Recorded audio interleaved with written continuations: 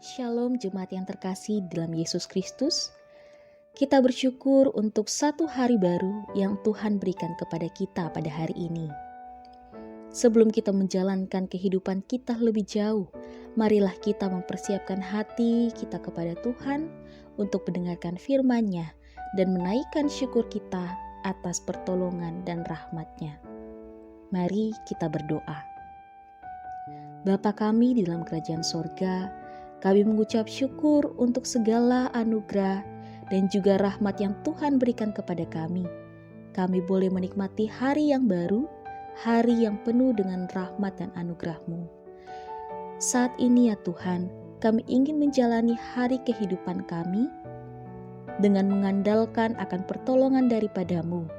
Kami datang di hadapan hadirat-Mu untuk dituntun dan dicerahkan melalui firman Tuhan.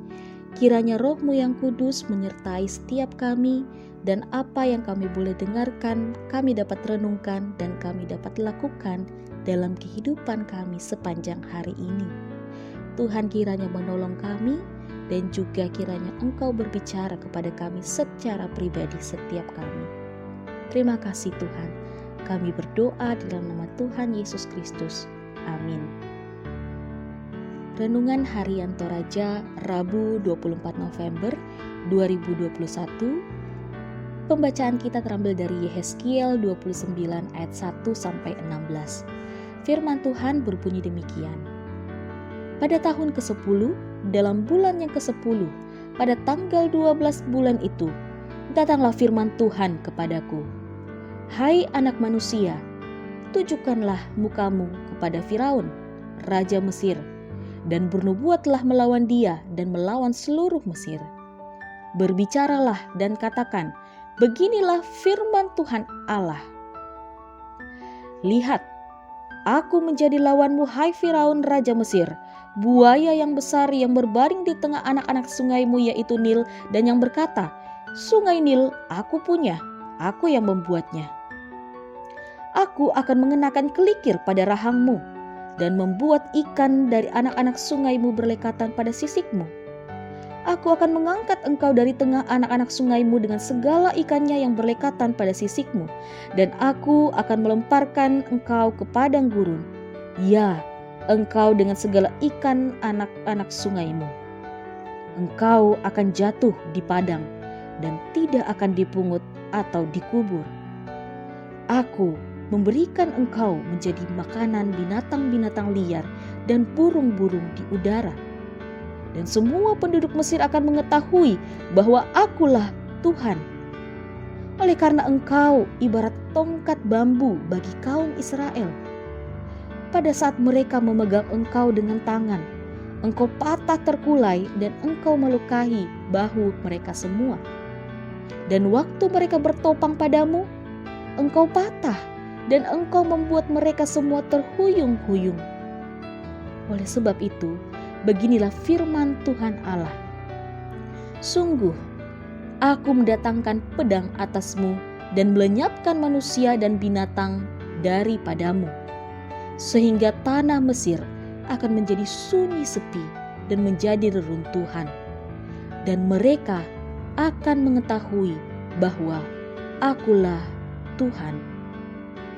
Oleh karena engkau berkata, sungai Nil aku punya, aku yang membuatnya, maka sungguh, aku menjadi lawanmu dan lawan anak-anak sungaimu, dan aku akan membuat tanah Mesir menjadi reruntuhan dan menjadi sunyi sepi, mulai dari Migdol sampai Siene, bahkan sampai perbatasan tanah Etiopia.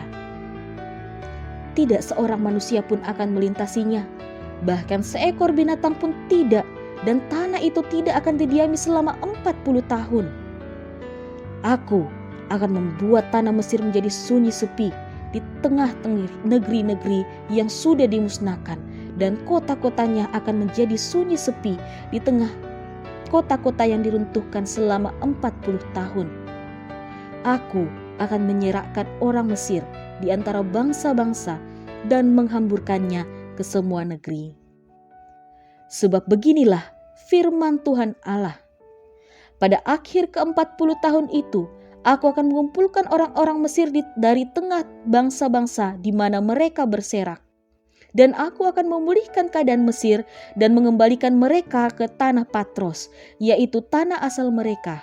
Dan di sana mereka menjadi kerajaan yang lemah. Di antara kerajaan-kerajaan, ia akan yang paling lemah dan tidak akan dapat meninggikan dirinya lagi di atas bangsa-bangsa lain. Aku akan membuat mereka begitu lemah, sehingga mereka tidak akan memerintah bangsa-bangsa lagi. Dan bagi kaum Israel, mereka tidak lagi menjadi kepercayaan yang mengingatkan kesalahan Israel. Kalau Israel berpaling kepada mereka untuk meminta pertolongan. Dan Mesir akan mengetahui bahwa akulah Tuhan Allah.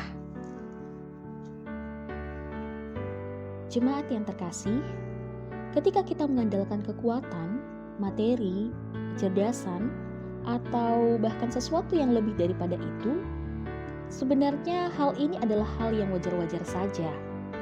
Akan tetapi, kita perlu menyadari bahwa semua itu ada batas dan masanya. Ketika kita terlena pada pengandalan akan sesuatu yang sifatnya fana, hal ini justru akan membawa kehancuran pada masa yang akan datang. Nabi Yehezkiel diutus untuk menyampaikan nubuatan akan kehancuran kebesaran Mesir. Dalam bagian pendahuluan kitab Yehezkiel, dijelaskan tentang hubungan Mesir dengan Yehuda dalam rangka menghadapi Raja Babel.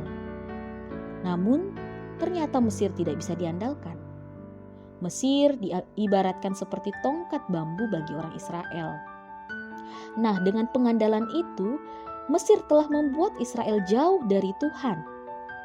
Kejayaan Raja Mesir telah membuatnya menyombongkan diri, dan itulah awal dari kejatuhannya. Ia menyangka bahwa dialah yang membuat sungai Nil, dan itu berarti ia melawan Tuhan, pencipta semesta. Atas kecongkakannya, maka Tuhan akan mendatangkan hukuman kepadanya dan membuat tanah Mesir akan menjadi reruntuhan dan menjadi sunyi sepi.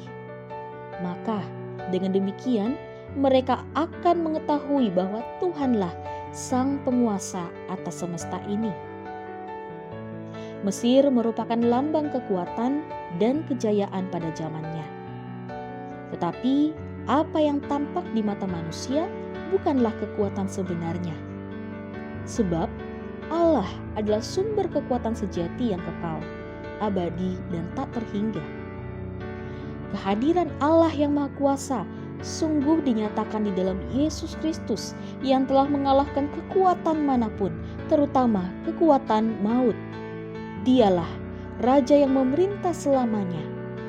Sehingga barang siapa yang mengandalkan Dia dan percaya dengan sungguh akan beroleh hidup yang kekal dalam kerajaan-Nya. Jemaat yang terkasih, kita bersyukur Tuhan mengingatkan kita sekali lagi untuk dapat terus mengandalkannya dalam seluruh aspek kehidupan kita.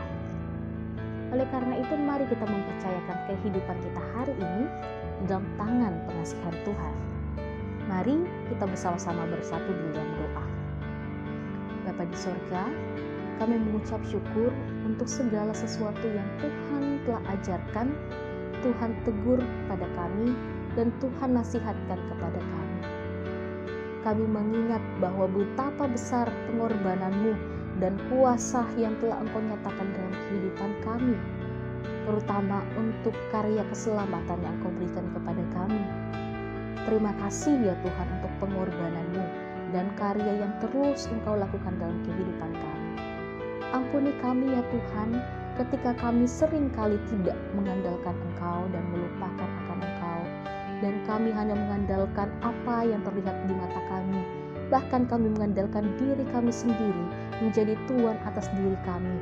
Ampuni kami ya Tuhan, dan sadarkan kami, ingatkan kami untuk kembali menaruh seluruh kepercayaan kami hanya kepada tangan pengasihan-Mu saja. Karena kami percaya di dalam Yesus Kristus ada kuasa, ada keselamatan, dan ada terang kebenaran yang menuntun kehidupan kami sesuai dengan kehendak-Mu ya Tuhan. Hari ini kami ingin berjalan bersama dengan Engkau, di dalam bekerja, di dalam studi, maupun di dalam pelayanan kami. Kiranya Tuhan yang beserta dengan kami, Tuhan yang menuntun kami untuk melakukan segala sesuatu. Kami memohon pertolongan-Mu untuk segala pergumulan yang mungkin kami hadapi di tengah keluarga, masyarakat, maupun bangsa dan negara. Kiranya Tuhan yang campur tangan, Engkau terus bekerja sebagai pencipta alam semesta, sebagai Allah yang berdaulat atas alam semesta ini. Kami mohon Tuhan yang akan menolong setiap kami, menghiburkan dan menguatkan kami. Kiranya Tuhan yang akan terus menjagai kami sepanjang hari ini. Di dalam tangan pengasihan-Mu, kami mempercayakan seluruh kehidupan kami saja. Dan inilah doa kami.